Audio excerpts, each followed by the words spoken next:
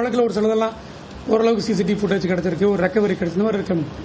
இதே போல் அந்த வழக்கில் மேற்கொண்டு நமக்கு என்ன சாட்சிகள், வேறு பார்த்தவங்க ஏதாச்சும் இருக்காங்களா, அல்லது இவனுடைய அந்த சம்பவத்து பண்பு பொருள் எதுவும் இருக்கா, நமக்கு வேறு என்ன அதில் ஐடியா கிடைக்குது அப்படிங்கிற முழுமையாக விசாரித்ததுக்கு அப்புறம் தான் அந்த வழக்கில் இவங்க முடிவு. இப்போ இந்த சிவகிரி வழக்கில் இவங்க கைது பண்ணியிருக்கிறோம். இவங்க சொன்ன மற்ற எல்லா வழக்குகளையுமே தொடர்ந்து விசாரணை பண்ணி அதுக்கப்புறம் ஒரு கடைசி முடிவு வந்து நடவடிக்கை.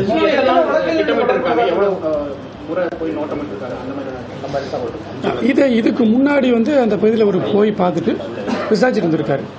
இந்த பகுதியில் கோழி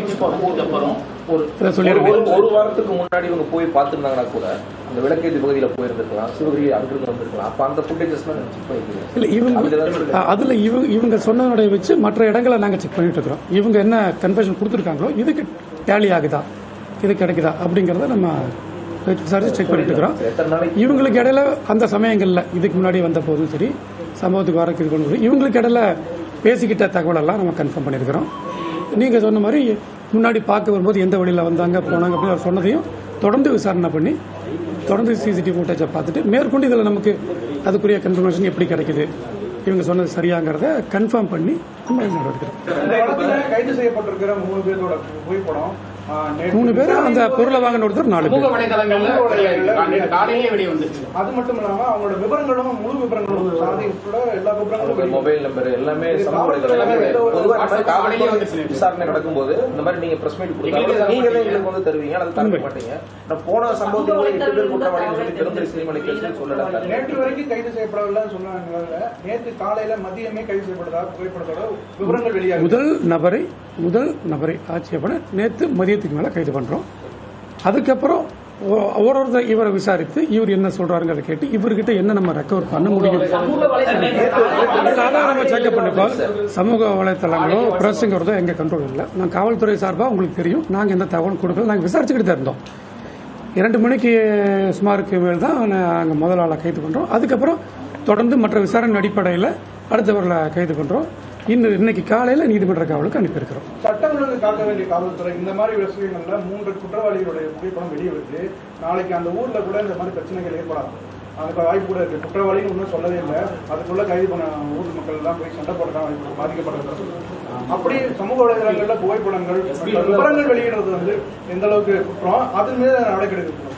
அது அதிகாரப்பூர்வமான தகவல் இல்லாமல் கற்பனையில் அல்லது தங்களுக்குள்ள இதை வச்சுக்கிட்டு தவறான தகவல்களை மக்களுக்கு பீதி ஏற்படுத்தும் விதமான தகவல்களையும் வெளியிடுறது தவறு.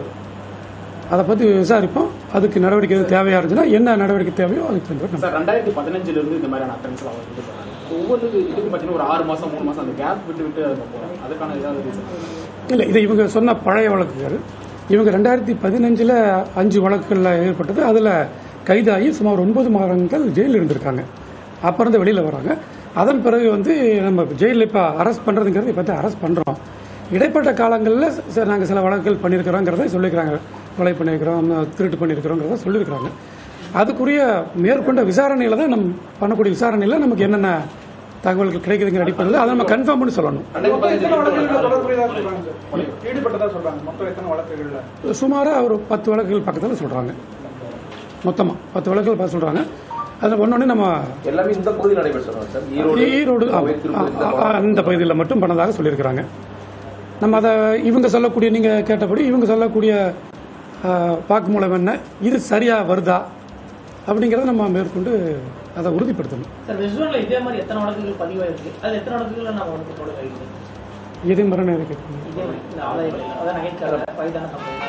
பரமத்தியோட இதே மாதிரி கொலை நடந்ததா சொல்லுங்க.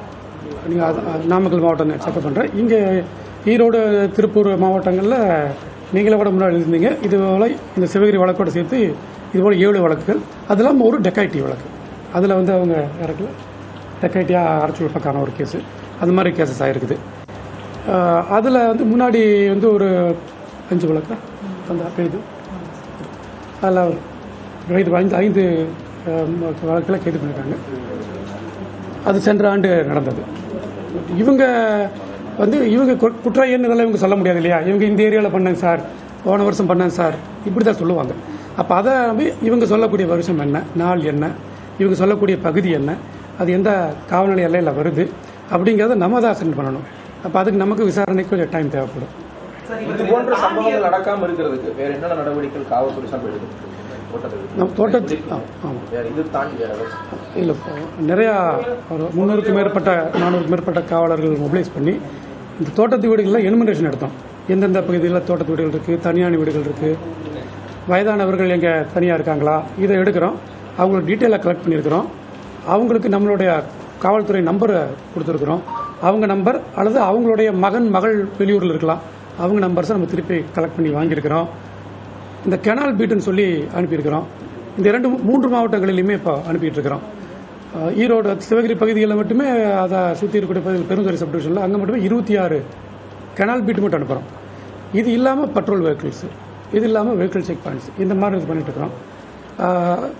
மக்களுக்கு தனியாக இருக்கக்கூடிய அந்த பெரியவங்களுக்கு நம்பிக்கை ஊட்டும் விதமாக அவங்கள போய் நேரில் பார்த்து ஒரு இடத்துலையும் பேசுகிறோம், அவங்களுக்கு ஆலோசனை சொல்கிறோம். நம்ம இவ்வளோ தூரம் செலவு பண்ணி வீடு கட்டுறோம், சிசிடிவி போட்டோம்னா ஒரு அலாரம் வச்சோம்னா ரொம்ப நல்லா இருக்கும், பாதுகாப்பாக இருக்குங்கிறதையும் நம்ம சொல்கிறோம். நம்மளும் காவல்துறை சார்பாக பல இடங்களில் அவரோட ஒத்துழைப்போடு, அரசாங்கத்தோட ஒத்துழைப்போடு சிசிடிவிஸ் போட்டிருக்கிறோம். அதை போடக்கூடிய நடவடிக்கைகளையும் தொடர்ந்து நம்ம எடுத்துக்கிட்டு இருக்கிறோம். சிசிடிவி போடுறது நிறைய இஷ்யூஸ் இருக்கு. கிராமத்தில் பெரியவங்க அதை ஆப்ரேட் பண்ண முடியாது, அது பொறுத்து இருக்கு. அது சர்வர்லாம் கரெக்டாக வேலை செய்யாது, பதிவாக அவங்கள மானிட்டர் பண்ண முடியாது. அதோட ஆஃப் ஆயிடுச்சுன்னா இது மாதிரி நிறைய நடைமுறை சிக்கல்கள் இருக்குது. இது சரி வராதுன்ற மாதிரி அந்த பகுதி மக்கள் சொல்லுவாங்க. அதனால என்னன்னா, அவங்களுடைய பெரும்பாலும் தனியாக இருக்கிறவங்க அவங்க தனியாக இருப்பாங்க, அவங்களுடைய மகனோ மகளோ பக்கத்தில் இருக்கக்கூடிய டவுனில் இருப்பாங்க. இப்போ இந்த வழக்கில் பார்த்தா கூட பக்கத்து டவுனில் தான் அவங்க தூரில் இருக்கிறாங்க. அவங்களுக்கு சொல்லும் பொழுது அவங்களுக்கு கண்டிப்பாக நாலேஜ், வயசானவங்களுக்கு அந்த அளவுக்கான தெளிவு இல்லாட்டா கூட அவங்க குழந்தைகளுக்கு கண்டிப்பாக இருக்கும். அவங்க மூலமாக நாங்கள் சென்சிடைஸ் பண்ணுறோம், அவங்ககிட்டையும் பேசுகிறோம். இப்போ நம்ம காவல்துறை சார்பாக முயற்சி எடுத்து போடக்கூடியது நம்ம அதை ஃபாலோ பண்ணி அது பெரிய ஃபங்க்ஷன் ஆகுதாங்கிறதையும் பார்த்துட்டு இருக்கோம். காவலர் பற்றாக்குறை காரணமாக அந்த ரோந்து பணிகளில் காவலர்கள் ஈடுபடுறது சிரமம் இருக்கக்கூடிய காவலர்களை வைத்து நம்ம சிறப்பு பண்ணிட்டு இருக்கிறோம். தேவை ஏற்படும் பொழுது பக்கத்து ஸ்டேஷன் இருக்குது, பக்கத்து சப்டிவிஷன்ஸோ மாவட்டங்களிலிருந்தோ நம்ம காவலர்களை கூடுதலாக எடுத்து எங்கே தேவையோ அந்த பகுதியில் பயன்படுத்தி போதுமான அளவுக்கான பாதுகாப்பும் பண்ணிட்டு இருக்கோம். இந்த கெனால்ல பீட் போட்டுருக்கா சொல்லிருக்கீங்க, செக் பாயிண்ட் வச்சு பாயிண்ட் இது இன்னும் தொடருமா? எத்தனை நாளைக்கு இது பண்ணுவாங்க? அது நாள் நம்ம ஃபிக்ஸ் பண்ண முடியாது. நம்ம பாதுகாப்புங்கிறது நம்ம தொடர்ந்து செய்ய வேண்டிய கடமை. அதனால இது நம்ம தொடர்ந்து செஞ்சுட்டு இருப்போம். எல்லா பகுதிகளையும் ப்ரிவென்ஷனுக்காகவும், தனியாக இருக்கக்கூடிய எங்கள் பாதுகாப்பாக ஃபீல் பண்ணுங்கிறதுக்காகவும், பொதுமக்கள் நம்பிக்கை நல்லா இருக்குங்கிறதுக்காகவும், பொதுமக்களோட காவல்துறையோடு நல்லா இருக்குங்கிறதுக்காகவும் தொடர்ந்து இந்த நடவடிக்கை எடுத்து பணம் குற்றவாளின்னு சொன்னீங்க. அப்படி இருக்கும்போது அவங்க கண்காணிக்க தவறிக்கிறோமா காவல்துறை எல்லாம் தனிப்படை? சம்பவம் நடந்து 2 நாளுக்கு அப்புறம் 2015 அந்த காவல் நிலையத்தில் எழுதிப்பட்ட இல்ல பக்கத்தில் இருக்க காவல் நிலையப்பட்டதை விசாரிச்சிருந்தோம்னாவே இந்த விஷயத்தை சீக்கிரமாவே கண்டுபிடிச்சிருக்கலாம். இன்னொன்னு அண்ணாமலை, அரசியல் ரீதியாக பார்க்கும்போது அண்ணாமலை 20ஆம் தேதி உண்ணாவிரத போராட்டம் அறிவிச்சிருந்தாங்க. அந்த அழுத்தமும் காவல்துறைக்கு இருக்குதான்?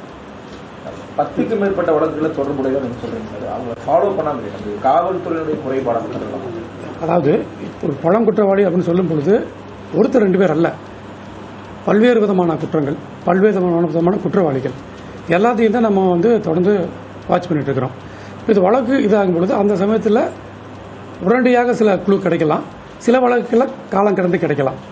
இந்த கேஸை பார்த்தீங்கன்னா ஏறக்குறைய 2 வாரங்களுக்கு சில நாட்கள் மேலே. இது ஒரு சீரியஸான வழக்குன்னு சொன்னோம், பட் இதை கண்டுபிடிச்சிருக்கிறோம். இந்த குற்றவாளிகள் நம்ம தொடர்ந்து விசாரிக்கத்தான் செய்வோம், பார்த்துட்டு தான் இருப்போம். ஆனால் ஒரு குற்றவாளியை எந்த விதமான ஒரு குழுவும் இல்லாமல், அவருக்கு எதிரான நமக்கு எந்த விதமான சாட்சிகளோ இதோ இல்லாமல் எடுத்த உடனே கைது பண்ண முடியாது இல்லையா? அதனால் விசாரித்து எப்போ நமக்கு அந்த இது கிடைக்குதோ அந்த சமயம் கைது பண்ணுவோம். அதர்வைஸ் இந்த பழங்குற்றவாளிகள் தணிக்கை செய்வது அப்படிங்கிறது காலங்காலமாக இருக்கக்கூடிய காவல்துறை இருக்கக்கூடிய நடைமுறை அது பண்ணிகிட்டே தான் இருப்போம். பலரும் உங்கள் பிரசலவாடு சொல்லியிருப்பாங்க, எங்களை கூப்பிட்டு போலீஸ் விசாரிக்கிறாங்க அப்படிங்கிறத நீங்கள் கூட போட்டிருப்பீங்க. அப்போ நாங்கள் விசாரிக்கிறது தான் அர்த்தம். அதனால் அது நடைமுறை அப்படிங்கிறத தொடர்ந்து நம்ம பண்ணிட்டு இருக்கிறோம் போலீஸில். இதை கண்டுபிடிக்க வேண்டியது ஒரு வழக்காச்சுன்னா கண்டுபிடிக்க வேண்டியதும் அதற்குரிய நடவடிக்கை எடுக்க வேண்டியதும் பொதுமக்களுக்கு பாதுகாப்பாக தடுப்பு நடவடிக்கை எடுக்க வேண்டியதும் காவல்துறையோட கடமை. இதை நாங்கள் தொடர்ந்து எப்பவுமே பண்ணிட்டு இருக்கோம்.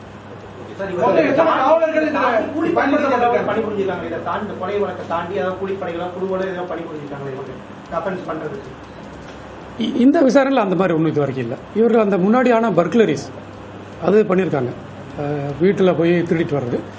அதன் பிறகு இப்போ இந்த வழக்கில் தான் இதுக்கு வந்திருக்காங்க. இப்போ அடித்து கொலை பண்ணிட்டு சாட்சி இருக்காதுங்கிறனால இந்த அப்படி பண்ணியிருக்கிறாங்க.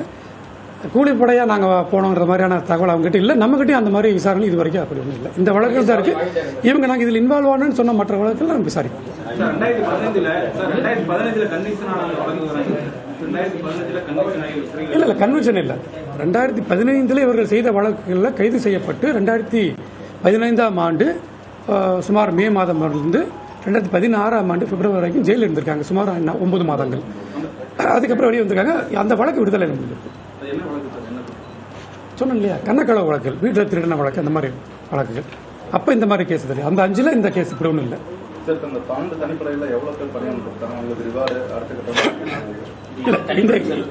இல்லை 12 தனிப்படைகள் அமைச்சு பண்ணியிருக்கிறோம். அது மட்டும் இல்லாமல் ப்ரிவென்ஷனுக்கு நிறையா காவல்துறையினர் கொண்டு வந்திருக்கிறோம். இப்போ இது மேற்கொண்டு இந்த வழக்கில் இன்னுமே நம்ம வந்து அடுத்த தொடர் நடவடிக்கைகள் பண்ணிட்டு இருக்குது.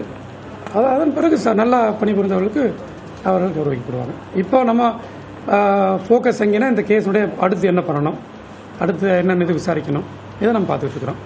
சார், இந்த வழக்கில் மொத்தம் எத்தனை காவலர்கள் குற்றவாளியை கண்டுபிடிக்க 12 தனிப்படைகள். ஏஎஸ்பி இருந்தாங்க, 2 ஏடிஎஸ்பி இருந்தாங்க, டிஎஸ்பிஸ் இருந்தாங்க, காவலர்கள் இருந்தாங்க. ஒரு தனிப்படையில் 5 பேர் இருந்திருப்பாங்க, ஒரு தரப்பில் 8 பேர் இருந்திருப்பாங்க. உங்களுக்கு ஃபுல் டீட்டெயில் பொதுவான ஒரு கருத்து வெளியாயிடுச்சு. குற்றவாளிகள் இது வந்து ரொம்ப பெரிய சிவியரான கேஸ், இது குற்றவாளிகளை பிடிச்சா சுற்றுவாங்க அப்படிங்கிற மாதிரி எல்லாம் ஒரு தகவல் பரவச்சு. அதுக்கான வேலை இந்த இடத்துல நாங்கள் சட்டப்படியாக நடவடிக்கை எடுத்திருக்கிறோம். பையன் வீட்டு சாவியை வாங்க சொல்லி அப்போ வாங்கி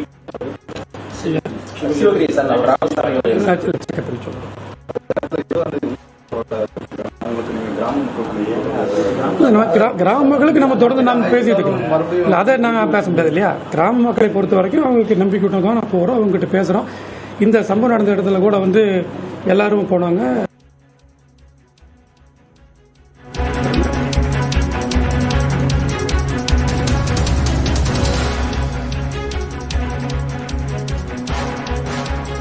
ஈரோடு இரட்டை கொலை வழக்கு தொடர்பாக கைதானவர்களின் பகீர் பின்னணி குறித்து தற்போது மேற்கு மண்டல ஐஜி செந்தில்குமார் செய்தியாளர்கள் மத்தியில் பேசிய அந்த காட்சிகளை பார்த்தோம்.